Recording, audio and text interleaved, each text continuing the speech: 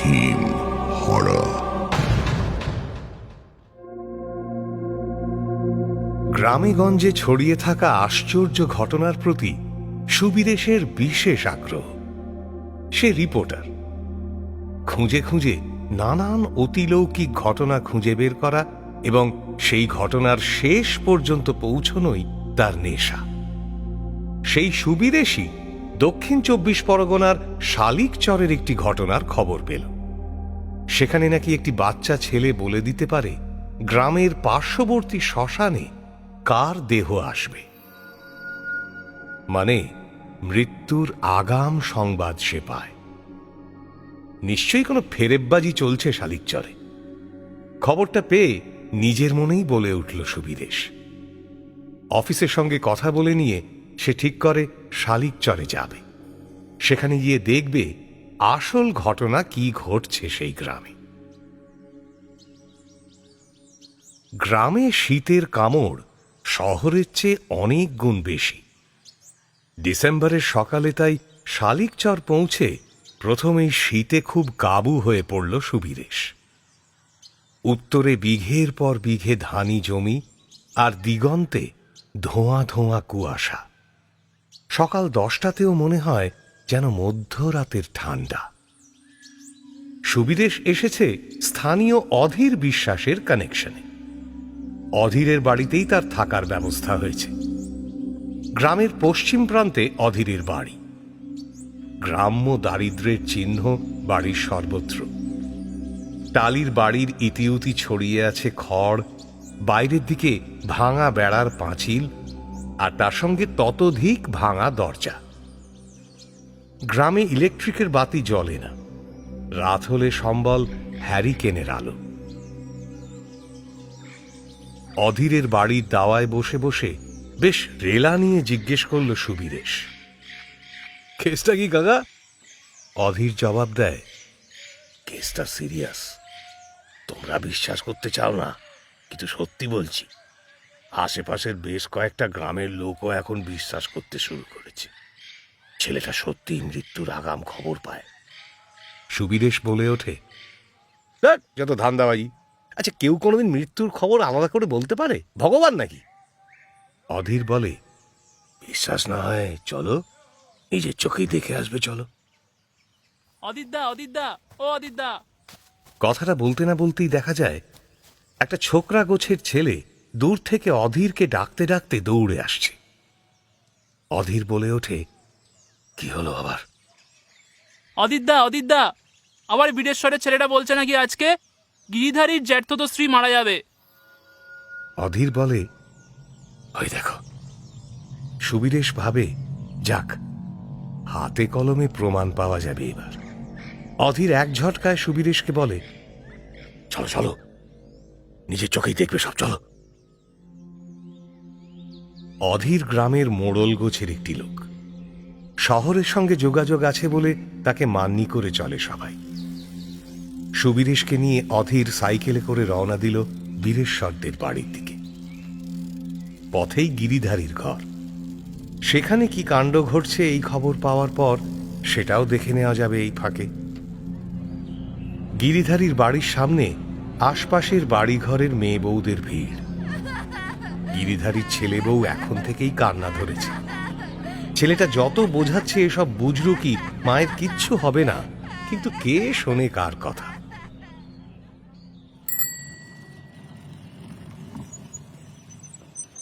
সুবিদেশ বীরেশ্বরের বাড়ি গিয়ে দেখে একটা 14-15 বছরের ছেলে বাড়ির বাইরের দিকের ঘরের জানলার পাশে উদাস মনে বসে আছে। আর বাড়ির দাওয়ায় সম্ভবত তার মা বাবা মাথায় হাত দিয়ে বসে আছে আশঙ্কিত চোখে। আর তাদের ঘিরে জনাদশেক লোক নানাবিধ কথা বলে চলেছে। অধীর সুবিদেশকে চোখের ইশারায় বোঝায় কোনো প্রশ্ন থাকলে সে করতে পারে। সুবিদেশ এগিয়ে গিয়ে বীরেশ্বরকে জিজ্ঞেস করে, নমস্কার বীরেশ্বরবাবু, আমি কলকাতা থেকে আসছি, রিপোর্টার। এই দেখুন আমার কার্ড। বলছি, ওইটা আপনার ছেলে তাই না? বীরেশ্বর মাথা নাড়ায়। সুবিদেশ একটা ছবি তুলে নিয়ে প্রশ্ন চালিয়ে যায়, আচ্ছা বিষয়টা একটু বলুন তো। ভাঙা গলায় বীরেশ্বর বলতে থাকে, কি আর বলবো বাবু, ছেলেটা রোজ বিকেলে খেলতে যেত। কোথায় যেত তা তো জানি না। এই কয়েকদিন ধরে মাঝে মাঝে বাড়ি ফিরে রাতের দিকে বলতো, আজ এ মরবে, কাল ও মরবে। আমরা প্রথমে ছেলে মানুষই খেয়াল ভেবে পাত্তা দিইনি। শেষে গত সপ্তাহে হঠাৎ একদিন বলল, পাশের বাড়ির নবীনের বুড়ো ঠাকুরদা নাকি কালকে মরবে। আমরা তো চমকে গেলাম কথাটা শুনে। দিব্যি হেঁটে চলে বেড়ানো মানুষটা মরবে কি করে? বলে ওকে বকাঝকা করি, ওর মা ওকে মারধরও দেয়। কিন্তু কি ভয়ানক কাণ্ড, পরের দিন বারবেলায় ঠিক নবীনের ঠাকুরদাদা মরল। মাথা ঘুরে পড়ল একবার, আর উঠলই না। সেই থেকে বড্ড ভয় ধরে গেল মনে। শেষে গ্রামের লোক একদিন ওই ছেলের পিছু নিল, সে কোথায় খেলতে যায় তা দেখতে। তো ওরাই বলল, ও পুব পাড়ার মাঠে নয়, এ ছেলে খেলার নাম করে যেত ওই শালিকচরের শ্মশানে। আর গ্রামের লোক নাকি স্পষ্ট দেখতে পেয়েছে ছেলেটা গাছের ডালে বসে কাঠের সঙ্গে যেন কথা বলছে। ভয় তো গাঁয়ের লোকের আত্মারাম খাঁচা ছাড়া হওয়ার জোগাড়। গ্রামের লোকেরা শেষে নিদান দিয়েছে ওকে ঘরবন্দি করে রাখতে। আজকে সকালে ও আবার বলেছে গিরিধারী জ্যাঠার বউটা মরবে। আচ্ছা কি করি বলুন তো এই ছেলেকে নিয়ে? নিজের ছেলেকে তো আর মেরে ফেলতে পারি নে, তাই আটকে রেখেছি ঘরের ভেতর। কথাটা বলার সঙ্গে সঙ্গে বীরেশ্বরের বউটাও হু হু করে কেঁদে উঠল। ছেলেটার দিকে তাকায় সুবীরেশ। সত্যি কি অদ্ভুত চাহনি, চোখে অপার শূন্যতা। কি ভাবে ও কে জানে। সুবীরেশ একটু বাড়তি দায়িত্ব নিয়ে এবার বলে, ঠিক আছে, ওকে কিন্তু এভাবে আটকে রাখাটা বেআইনি। দরকার হলে পুলিশের সাহায্য নিন, প্রশাসনকে জানান, কিন্তু এভাবে ওকে আটকে রাখতে পারেন না আপনারা। এবার কেঁদে ফেলে বীরেশ্বর, বলে, বাবু, আটকে না রাখলে গ্রামের লোক ওকে পিটিয়ে মেরে ফেলবে গো। আমার ছেলেটাকে পিটিয়ে মেরে ফেলবে। সুবীরেশ কিছুটা অপ্রস্তুত হয়ে পড়ে। অধীর ইঙ্গিতে বলে, আর এখানে নয়, এবার বাড়ির দিকে রওনা দেওয়া উচিত। সেদিন রাতেই হঠাৎ একটা খবরে ধড়ফড় করে উঠে পড়ে অধীর আর সুবীরেশ। তখন ঘড়ির কাঁটা 12টা পেরিয়ে গিয়েছে। সেই ছোকরাই খবর আনে, বাড়ি থেকে নাকি পালিয়েছে বীরেশ্বরের ছেলেটা। সে কি, কোথায় গেল? প্রশ্ন করে অধীর। সে ছোকরা বলে, কেউ জানে না অদিতদা, হয়তো শ্মশানের দিকে গেছে, কিন্তু প্রাণের ভয় কেউ ওকে খুঁজতেই যেতে চাইছে না। সুবীরেশ বলে, মার দিয়া কেল্লা, চলো অধীর। অধীর লাফ দিয়ে ওঠে। আরে পাগল নাকি, এখন শ্মশানে, তা ওই খুনে ছেলের সঙ্গে? মাথা মাথা খারাপ হয়ে গেছে নাকি তোমার? সুবীরেশ ততক্ষণে শার্ট আর সোয়েটার গলাতে শুরু করেছে। তাড়াহুড়ো করে টর্চ নিতে নিতে সে বলে, ঠিক আছে বেশ, তাহলে আমি একাই যাব না, কোন দিক দিয়ে যেতে হবে? বাকি দুজন সুবীরেশের সাহস দেখে একেবারে তাজ্জব বনে যায়। কি রে লোকটা, প্রাণের মায়া নেই। অধীর বলে, না না, আমি তোমাকে যেতে দিতে পারবো না। সুবীরেশ বলে, দেখ তোমাদের এই গেঁয়ো ভূতের ভয় তোমাদের কাছেই রাখো তো, আমি যাচ্ছি। ওই ছেলে, কোন দিকে রে শ্মশান? ছেলেটা অবাক চোখে আঙুল তুলে পূর্ব দিকে ইঙ্গিত করে, বলে, ওই তো সোজা ওই দিকে। একটা লাফ দিয়ে বাড়ি থেকে বেরিয়ে যেতে যেতে সুবীরেশ চেঁচিয়ে বলে, টাটা। মধ্যরাতে গ্রামের চেহারাটা বিকট।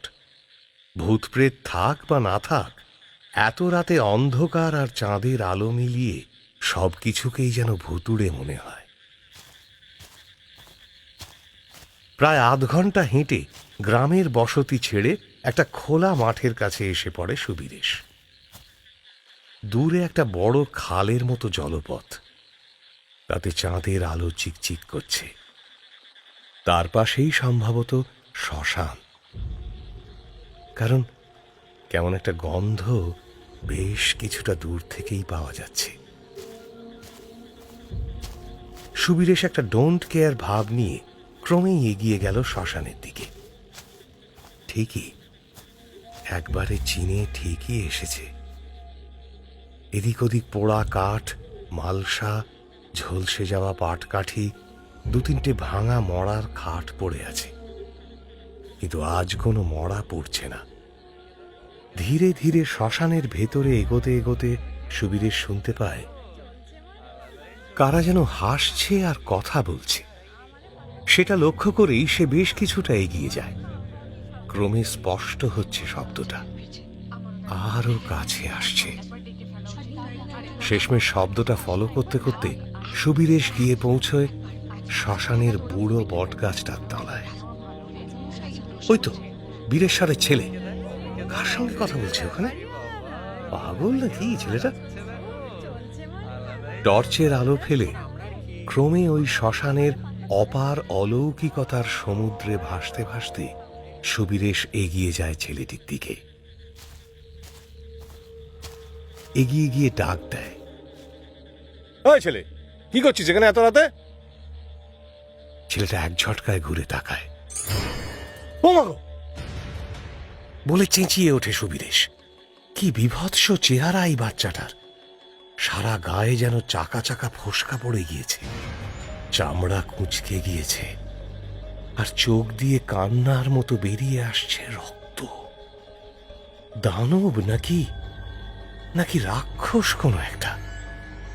ছেলেটা সুবীরেশের দিকে তাকিয়ে মুচকি মুচকি হাসছে। সকালের সেই উদাস শূন্য নিরুত্তাপ দৃষ্টি এখন আর নেই। মনে হচ্ছে ছেলেটা খুশি, ভীষণ খুশি। ছিটকে পড়া সুবীরেশের দিকে এবার এগিয়ে আসে ছেলেটা আর বলে, আসবে আমার সঙ্গে? ওই দেখো, ওখানে আমার বন্ধুরা বসে আছে, এসো না, আমরা সবাই মিলে গল্প করি। আঙুল তুলে গাছের ডালের দিকে দেখায় ছেলেটা। বলেই সুবীরেশের হাতটা ধরে। কি প্রচন্ড শক্তি সেই হাতে, ভয়ানক, যেন 1000 হাতির শক্তি। ওই ছেলেটার বরফের মতো ঠান্ডা হাতের স্পর্শে সুবীরেশের চৈতন্য ক্রমে হারিয়ে যেতে থাকে।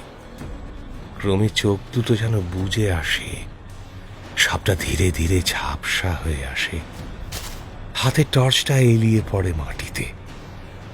কয়েক মুহূর্তেই সুবীরেশ অজ্ঞান হয়ে যায়।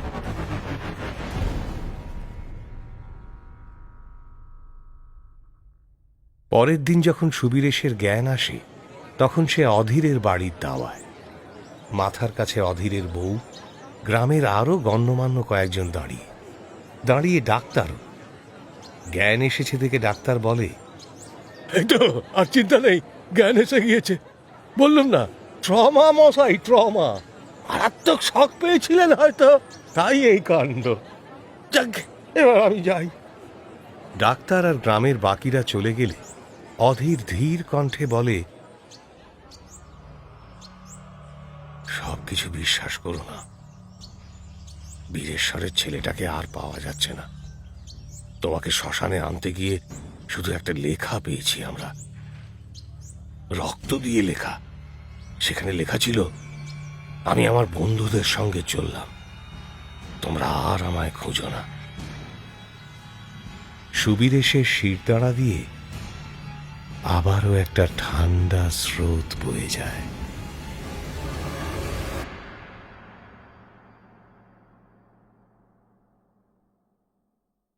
হাড়হিম হরর আপনারা শুনতে পারেন এক্সক্লুসিভলি মির্চি বাংলার ইউটিউব চ্যানেল এবং গানা অ্যাপে।